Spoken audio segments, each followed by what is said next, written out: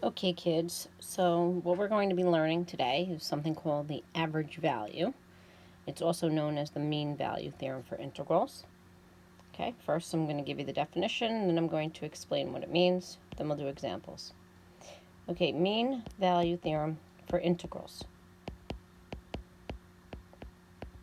Okay, now you remember the mean value theorem for derivatives, which is just that the instantaneous rate of change equals the average rate of change on an interval that is differentiable on the closed interval and continuous on the open interval, okay? Now here, with the mean value theorem for integrals, if some function f, okay, think of it as like the velocity, is continuous, okay? So think of this as the velocity. So that means that the position function would be differentiable. So when I'm saying f is continuous, remember that, okay? Because we're dealing with integrals, so this is already going to be a rate, okay? The f is going to be a rate. Is continuous on AB. So just like with the mean value theorem for derivatives, right? You had to have the derivative being continuous on the closed interval. So this is the derivative. F is the derivative. Then there exists, that's the symbol for there exists, a number C in some interval a to b such that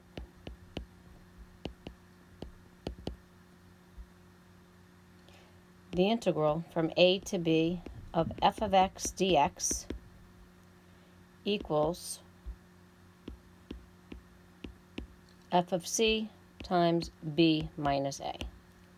Now think about this. This is a rectangle with a height of f of c and a width of b minus a, right?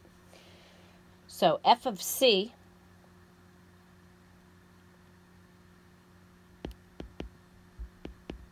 okay, the average value,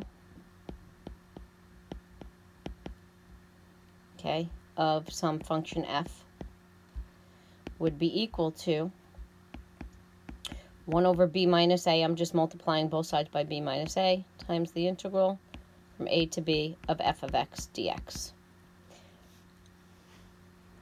Okay, so what this means for us, all right, let me give you an actual example to explain what this means. So let's say we have I want to find the average value, okay, of x plus 1, y equals x plus 1, on the interval -1 to 2. Okay, so let's get the average value. So I'd have 1 over b minus a. Well, this is your b, this is your a, right? So 1 over 2 minus -1, from -1 to 2 of x plus 1. Now remember, this x plus 1 from -1 to 2, okay, at -1 this is 0. Okay, at 2, this takes on the value of 3. So this part here that I'm circling in red is just the area under this curve, right? And so this is 3, this is 3, so that would be 4.5. So I would have 1/3 times 4.5.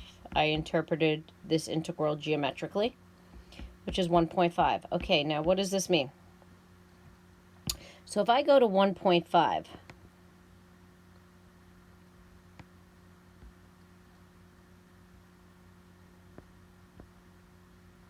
and I make a rectangle, this area is the same as that red area. Okay, so think about it. This rectangle has a length of 3 and a height of 1.5. Well, isn't that 4.5? Wasn't that the area of my red triangle. Okay, so that's what's going on geometrically. When you get the average value, you are finding the height of a rectangle over your interval that has the same area that would be under your curve. Okay, so that's what's going on. All right, let's look at another example here. Let's bring back Riemann sums. Okay, so I have some table below. Okay, I have values of some continuous function f.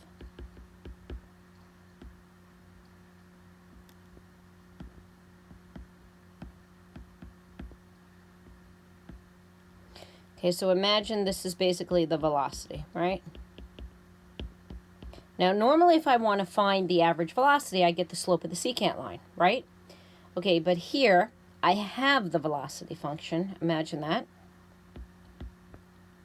And I want to find the average value of f, my velocity function, from 5 to 17.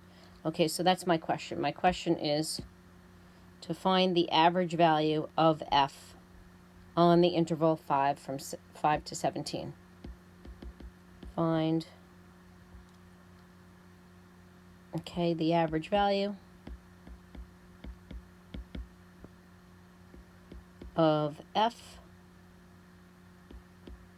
okay, on the interval 5 to 17.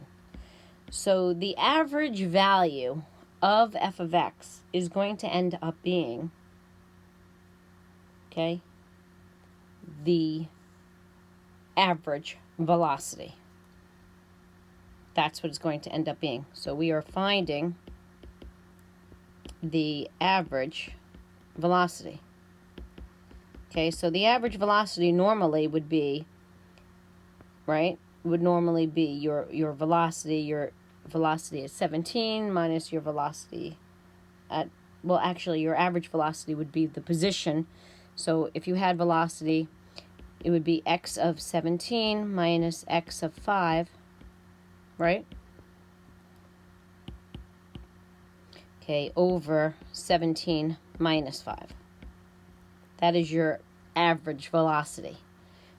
But when you're given information about the velocity, you have to integrate to get and then divide by b minus a to get this.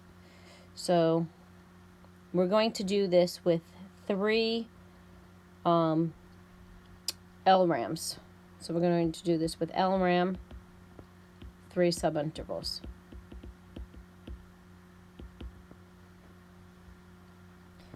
Okay, so we're going to get the average, which is going to be 1 over b minus a from 5 to 17 of your velocity.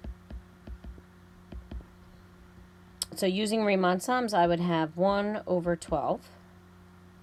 Okay, now my first rectangle, I'm going to use these numbers because I'm using left Riemann sums. But my first subinterval has a width of 4. My second subinterval has a width of 3, but I'm using the left-hand value. The last one has an interval of 5. I'm using the outside value. Okay, so you can take out a calculator and calculate this. This is about 29.917. On the AP exam, you need to round to the 10,000ths place. Okay, so we haven't done a lot with the calculator yet, but we're going to start to. So you always round to the 10,000ths. So this is your average velocity, which makes sense, guys, because f of x is our velocity function. Okay? And what we ended up doing here, this here was an estimate for x of 17 minus x of 5. And then we divide it by 12. Okay, so I'm going to keep this video short and sweet, and we will work on this during our flipped lesson tomorrow. Okay, thanks, guys.